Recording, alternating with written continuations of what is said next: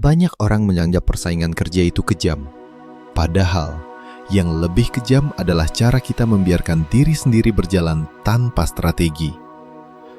Dunia kerja bukan medan yang menghukum orang yang tidak berbakat, tetapi menghukum orang yang punya kebiasaan buruk dan tidak pernah sadar bahwa kebiasaan itulah yang menarik mereka turun. Setiap tahun pekerjaan berubah, standar meningkat, dan ekspektasi naik. Namun banyak orang masih membawa pola kerja yang sama seperti 3 tahun lalu. Mereka marah ketika tertinggal, tetapi tidak pernah melihat bahwa penyebabnya bukan perusahaan, bukan lingkungan, bukan sistem, melainkan rutinitas kecil yang mereka pelihara setiap hari.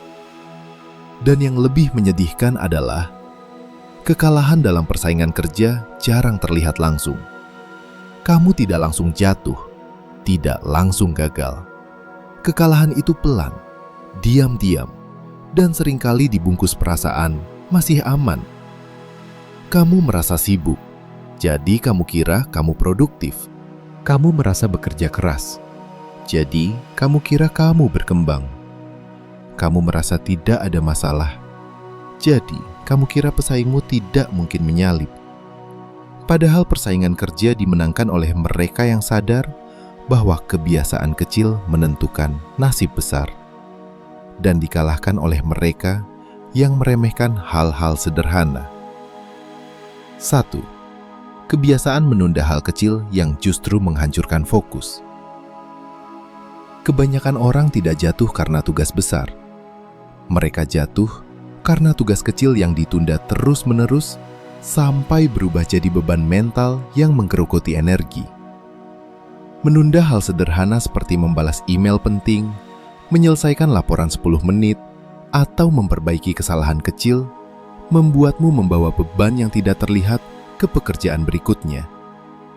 Semakin banyak beban kecil yang kamu simpan, semakin besar stres yang kamu ciptakan sendiri, dan semakin mudah kamu kalah dalam persaingan yang membutuhkan fokus jernih. Inilah ironi terbesar.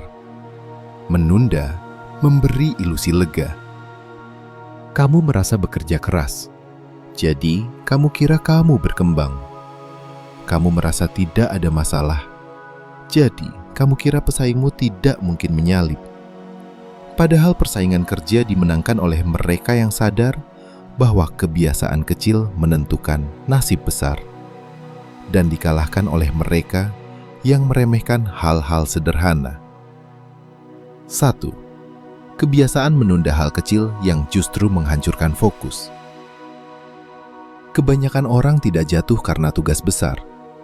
Mereka jatuh karena tugas kecil yang ditunda terus-menerus sampai berubah jadi beban mental yang menggerogoti energi. Menunda hal sederhana seperti membalas email penting, menyelesaikan laporan 10 menit, atau memperbaiki kesalahan kecil, membuatmu membawa beban yang tidak terlihat ke pekerjaan berikutnya. Semakin banyak beban kecil yang kamu simpan, semakin besar stres yang kamu ciptakan sendiri, dan semakin mudah kamu kalah dalam persaingan yang membutuhkan fokus jernih. Inilah ironi terbesar. Menunda memberi ilusi lega, tetapi selalu membalas dengan harga yang mahal. Kamu kehilangan konsentrasi, sulit masuk zona fokus, dan produktivitasmu jatuh meski waktumu tersisa banyak. Pesaingmu tidak perlu lebih pintar darimu. Cukup mereka yang berani menyelesaikan hal kecil saat itu juga. Dalam dunia kerja modern, kecepatan bertindak dalam hal sederhana sering jauh lebih menentukan daripada kemampuan dalam hal besar. 2. Terlalu sibuk tapi tidak pernah prioritas. Banyak pekerja bangga karena sibuk. Padahal sibuk hanyalah cara halus untuk menyebut bekerja tanpa arah. Kebiasaan mengerjakan semua hal tanpa memilah mana yang penting dan mana yang hanya membuatmu terlihat sibuk adalah pintu gerbang menuju kelelahan tanpa hasil. Ketika kamu tidak punya prioritas, kamu akan menghabiskan energi di hal-hal yang tidak memberi dampak pada karirmu. Kamu jadi pekerja yang capek, tapi tidak maju. Rajin, tapi tidak menonjol. Persaingan kerja dimenangkan bukan oleh orang yang melakukan paling banyak, tapi oleh orang yang melakukan yang paling penting. Pesaingmu mungkin bekerja lebih sedikit darimu, tetapi mereka bekerja pada hal-hal bernilai tinggi, improvement, skill baru, solusi besar, inovasi. Sementara kamu tenggelam dalam rutinitas yang tidak meningkatkan nilai dirimu. Jika kamu tidak menguasai seni memotong hal yang tidak penting, kamu akan selalu kalah oleh orang yang tahu cara fokus pada hal yang membuat mereka selangkah di depan. 3. Komunikasi buruk. Menghindari pertanyaan dan klarifikasi. Salah satu kebiasaan paling merugikan adalah menghindari komunikasi sulit. Banyak orang takut bertanya karena khawatir terlihat tidak kompeten. Ironisnya, diam justru membuat mereka benar-benar terlihat tidak kompeten ketika terjadi salah paham. Dalam dunia kerja yang bergerak cepat, keterlambatan memahami instruksi adalah kekalahan langsung. Kamu mungkin mengerjakan suatu tugas dengan penuh tenaga, namun salah arah hanya karena tidak mengkonfirmasi hal sederhana di awal. Komunikasi buruk juga muncul ketika seseorang memilih menghindari percakapan penting, feedback, koordinasi, dan klarifikasi. Padahal, orang yang cepat membuka komunikasi biasanya lebih dihargai dan lebih dipercaya. Mereka lebih mudah dipromosikan, lebih mudah dipercaya memegang proyek besar, dan lebih cepat berkembang. Kamu tidak perlu berbicara banyak. Kamu hanya perlu berani berbicara tepat. Pesaingmu menang bukan karena mereka lebih hebat, tapi karena mereka tidak takut membuka mulut pada waktu yang tepat. 4. Tidak mau belajar hal baru di luar jam kerja. Banyak orang diam-diam kalah karena mereka berhenti belajar. Mereka hanya mengandalkan skill yang sudah ada, merasa cukup, merasa sudah nyaman. Padahal, skill hari ini bisa menjadi skill usang dalam hitungan bulan. Jika kamu tidak mau meningkatkan kemampuanmu, kamu tidak perlu melakukan kesalahan pun untuk kalah. Kamu kalah hanya karena dunia berubah lebih cepat dari dirimu. Pesaingmu mungkin tidak lebih jenius. Mereka hanya lebih haus belajar. Bahkan 15-20 menit upgrade skill setiap hari sudah cukup untuk mengunci keunggulan jangka panjang. Dalam persaingan kerja modern, orang yang malas belajar tidak stagnan. Mereka mundur. Sedangkan mereka yang terus belajar tidak hanya mempertahankan posisi, tapi naik kelas. Kebiasaan tidak belajar adalah kebiasaan yang membuatmu kalah, bahkan tanpa kamu sadar kapan kekalahan itu dimulai. 5. Menyimpan energi untuk waktu yang katanya tepat.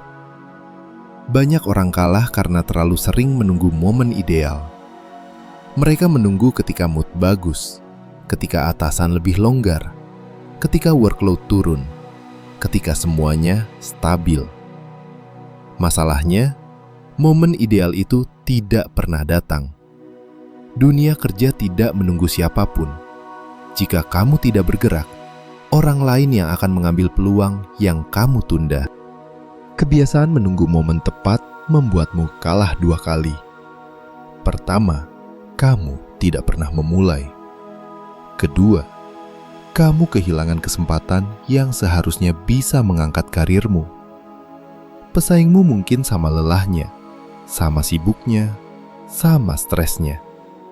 Bedanya, mereka melakukan sesuatu meskipun kondisinya tidak ideal. Dalam persaingan, keberanian mengambil langkah rata-rata jauh lebih kuat daripada menunggu waktu yang sempurna. Pada akhirnya, kekalahan dalam persaingan kerja bukan terjadi karena kamu tidak berbakat atau tidak punya kesempatan, Kekalahan terjadi karena kamu mempertahankan kebiasaan yang tidak lagi cocok dengan standar dunia yang terus bergerak. Yang membuat seseorang tertinggal bukan kurangnya potensi, tetapi kurangnya keberanian untuk mengubah pola yang sudah nyaman. Dunia profesional tidak keras, ia hanya jujur. Ia akan selalu mengangkat orang yang memperbaiki kebiasaannya dan menyingkirkan orang yang menolak berubah. Dan inilah refleksi paling penting. Kamu tidak perlu mengubah hidupmu dalam semalam. Mengubah satu kebiasaan kecil saja bisa menggeser jalur masa depanmu. Kamu bisa mulai dengan berhenti menunda, memperbaiki komunikasi, belajar 15 menit sehari, atau membuat prioritas harian yang benar. Persaingan kerja bukan tentang menjadi yang terbaik, tetapi menjadi lebih baik dari dirimu yang kemarin. Kamu hanya perlu satu langkah, dan seluruh arah hidupmu akan berubah.